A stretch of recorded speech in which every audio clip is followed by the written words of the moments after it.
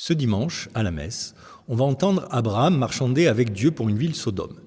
Et quand on entend Sodome, beaucoup pensent à un péché sexuel, souvent à l'homosexualité qui serait la cause de la destruction de la ville, le soufre et le feu du ciel.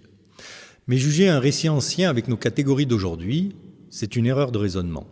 Ce qu'on en appelle aujourd'hui morale sexuelle ne s'applique pas tel quel au monde biblique, qui ne connaît d'ailleurs pas l'homosexualité au sens moderne, non pas qu'il n'y ait pas de pratique sexuelle entre personnes du même sexe à l'époque, mais parce que c'est une catégorie médicale puis psychologique née à la fin du XIXe siècle.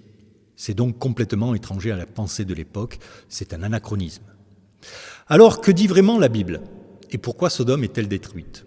Premier point, dans Genèse 19, 2 étrangers arrivent chez Lot, et les hommes de la ville veulent les connaître, au sens biblique du terme, c'est-à-dire avoir des relations sexuelles avec eux.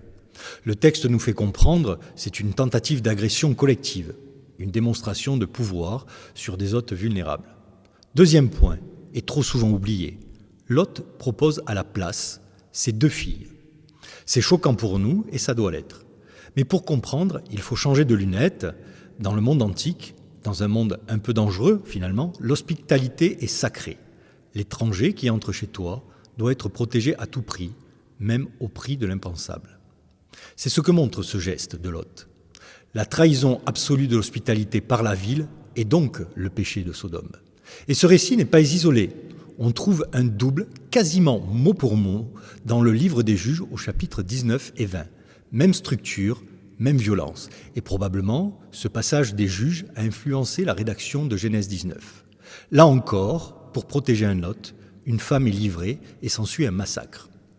À cela, on peut encore ajouter Ézéchiel au chapitre 16. Dieu lui-même dit « Voici la faute de Sodome, orgueil, abondance de pain, insouciance tranquille et mépris du pauvre. » Rien à voir avec ce que nous appelons aujourd'hui l'homosexualité. Alors, que retient-on ?